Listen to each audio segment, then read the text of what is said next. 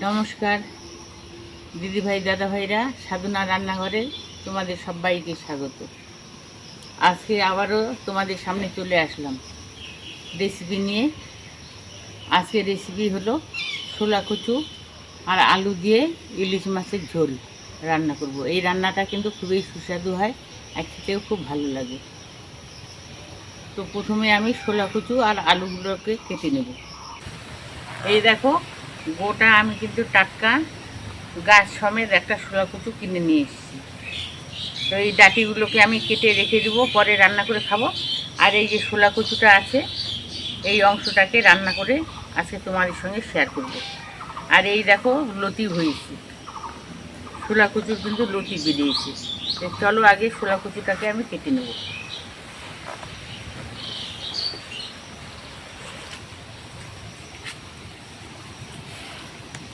আমি এখান থেকে কেটে নিচ্ছি।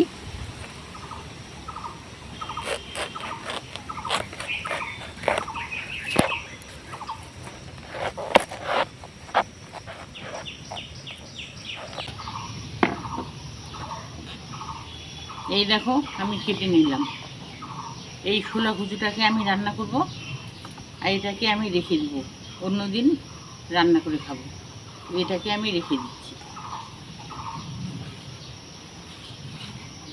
কচুটার কিন্তু লতি হয়েছে, এগুলোকে আমি কেটে রেখে দিচ্ছি।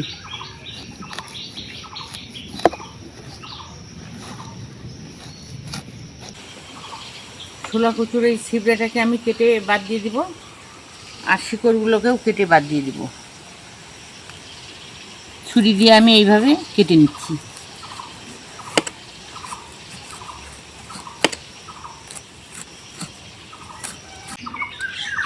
ছোলা কচুটাকে আমি পরিষ্কার করে নিলাম আর ধুয়ে নিয়ে এসেছি।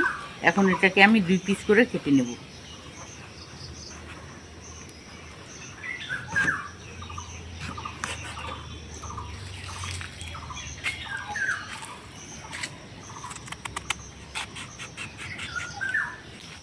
ছোলা কচুর খোসাটাকে আমি ছাড়িয়ে নিচ্ছি।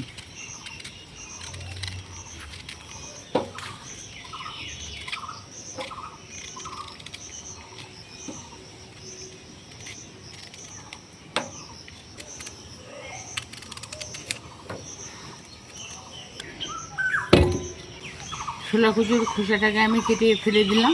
এখন বড় সাইজ করে কেটে নেব।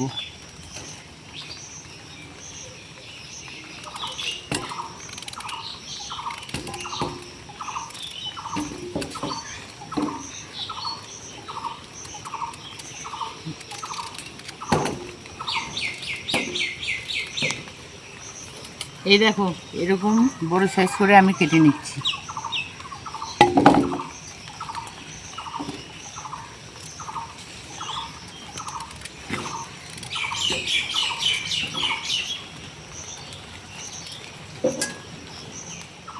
এখন আলু দুটোকে আমি কেটে নেব।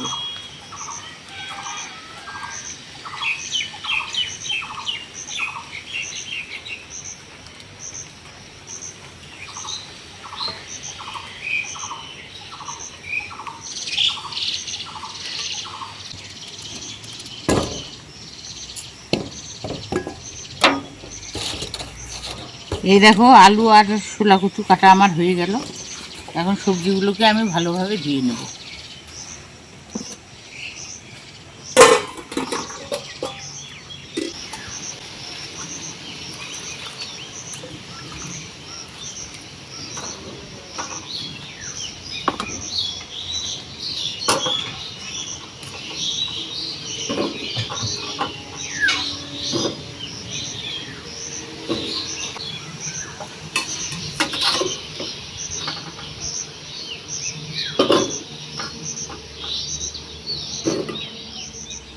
এখন গ্যাস জ্বালিয়ে কড়াই বসিয়ে দেবো আর কচু আলুটাকে একটু ভাপিয়ে নেব।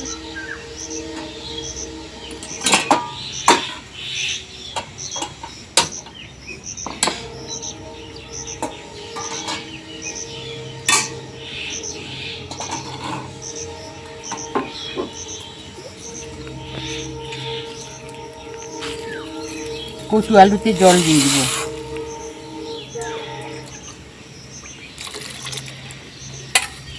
8-10 মিনিট সময় নিয়ে কচুটাকে একটু ভাপিয়ে নেব। আলু আর কচু ভাপিয়ে নিলাম, এখন নামিয়ে নেব।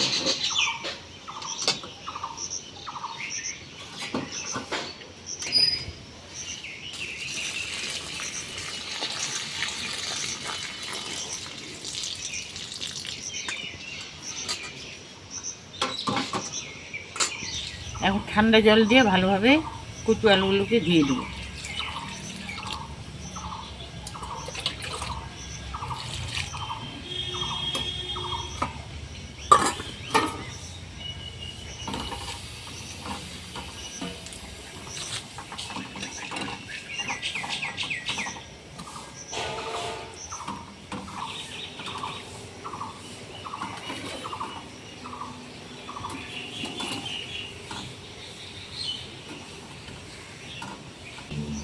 কচু আলু ভালোভাবে ধুয়ে নিয়েছি, আর এখানে 600 গ্রাম ইলিশ মাছ আছে।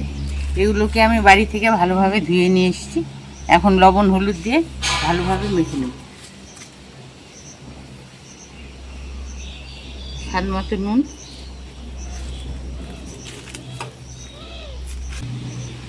হলুদের গুঁড়ো,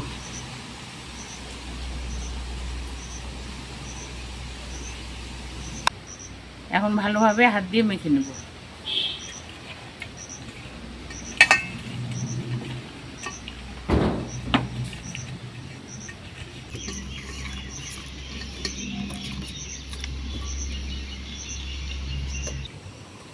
মাছগুলোকে লবণ হলুদ দিয়ে মেখে নিলাম। এখন গ্যাস জ্বালিয়ে কড়াই বসিয়ে দেব আর মাছগুলোকে ভেজে নেব।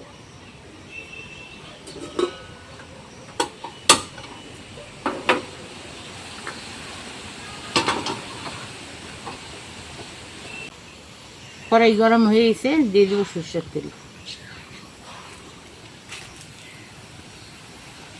রান্নাটা কিন্তু আমি সরষের তেলেই করব।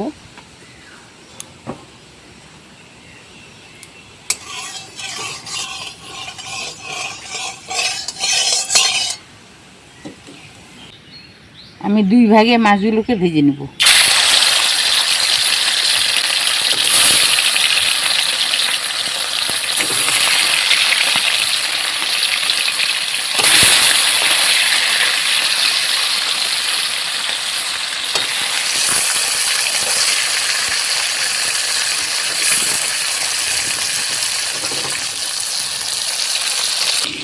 মাছগুলোকে এপিট ওপিট দুপিট ভেজে নিলাম হালকা করে। এখন তুলে নেব। যেহেতু ইলিশ মাছ কড়া ভাজবে না, নরম ভাজা করে তুলে নিচ্ছি।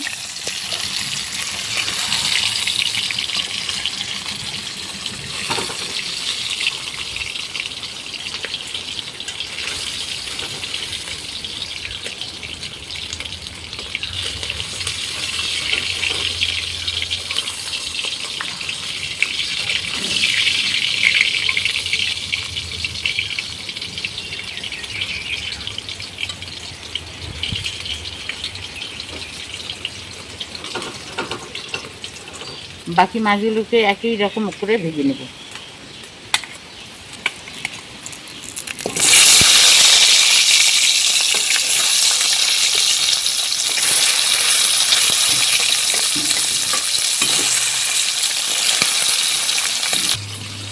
বাকি মাছগুলোকে উল্টে পাল্টে ভেজে নিলাম। এখন তুলে নেব।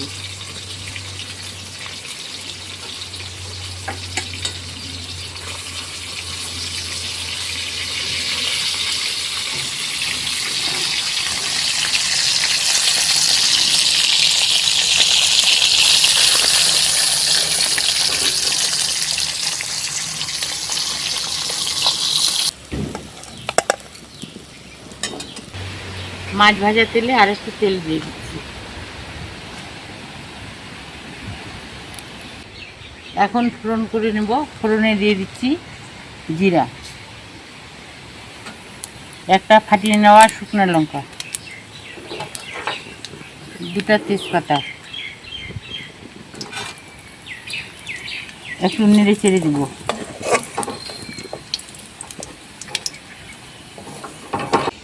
ভাপিয়ে রাখা আলু প্রথমে দিয়ে দিচ্ছি।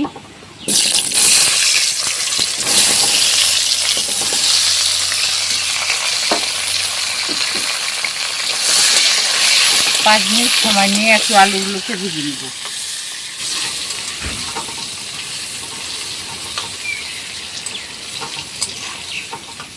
পাঁচ মিনিট সময় নিয়ে আলুগুলোকে ভেজে নিলাম। এখন ভাপিয়ে রাখা কুচুগুলোকে দিয়ে দেবো।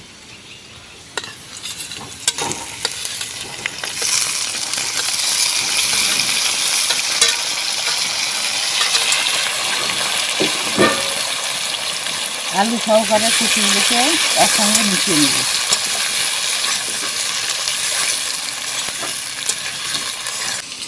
আলুর সঙ্গে কুচুগুলোকে ভালোভাবে মিশিয়ে নিচ্ছি। এখন কিছু মশলা অ্যাড করে দেব।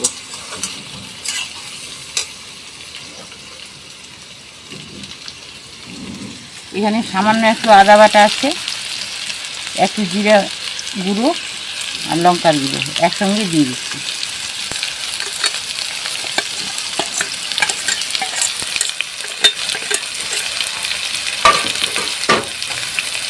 সবজিটার সঙ্গে ভালোভাবে মিশিয়ে নেব। বড় চামচের হাফ চামচ হলুদের গুঁড়ো দিয়ে দিচ্ছি।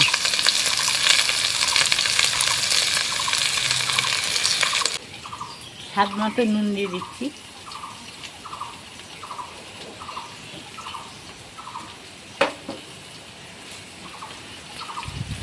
মশলাগুলো আর লবণ দেওয়ার পরে সবজির সঙ্গে ভালোভাবে মিশিয়ে একটু ভেজে নেব।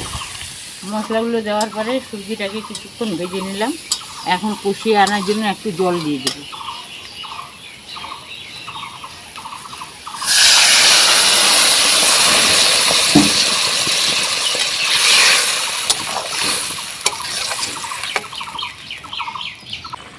ভালোভাবে সিদ্ধ হওয়ার জন্য এখন ঢাকা দিয়ে দেব। কিছুক্ষণ পর ঢাকাটাকে তুলে নেব।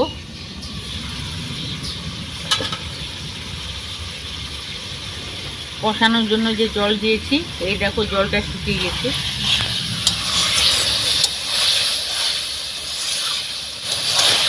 এই সময় আমি পোস্ত বেটে রেখেছি, এই পোস্ত বাটা এখানে যোগ করে দিব।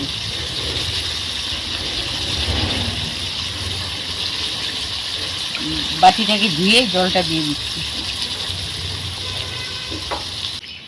পোস্ত বাটা দেওয়ার পরে তরকারি সহকারে পোস্তটাকে ভালোভাবে কষিয়ে নিলাম। পরিমাণ মতো আমি জল দিয়ে দেব।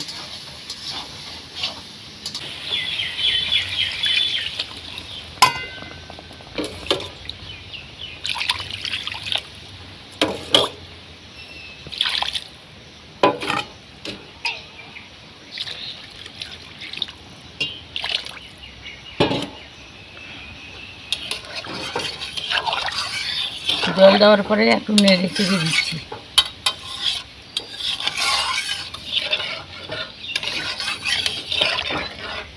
তরকারিটাকে ফুটিয়ে আনার জন্য এখন ঢেকে দেব।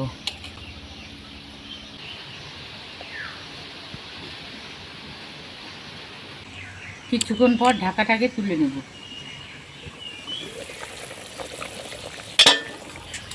তরকারিটা ভালোভাবে ফুটিয়ে আসছে। এই মুহূর্তে আমি এখন দুটো চেরা কাঁচা লঙ্কা দিয়ে দেব।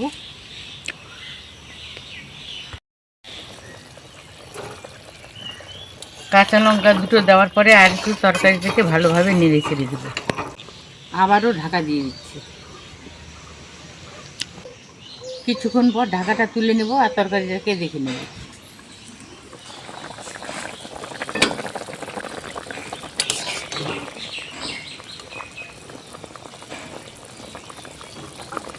আলুটা ভালোভাবে সিদ্ধ হয়ে গেছে আর কচুও ভালোভাবে সিদ্ধ হয়ে গেছে।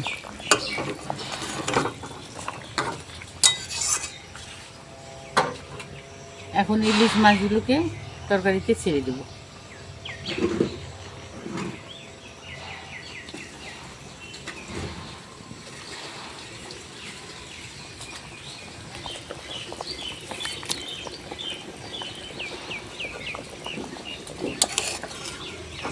ভালোভাবে একটু নেড়ে চেড়ে দিচ্ছি। মাছ সহকারে 5 মিনিট তরকারিতে আবার ফুটিয়ে নেব।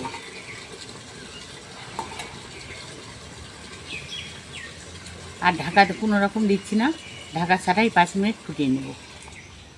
দিদিভাই দাদাভাইরা,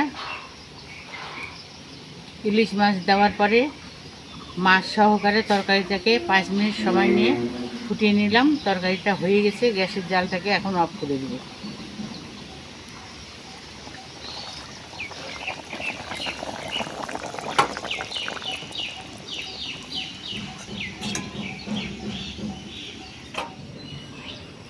তরকারিটাকে অন্য পাত্রে ঢেলে নিচ্ছি।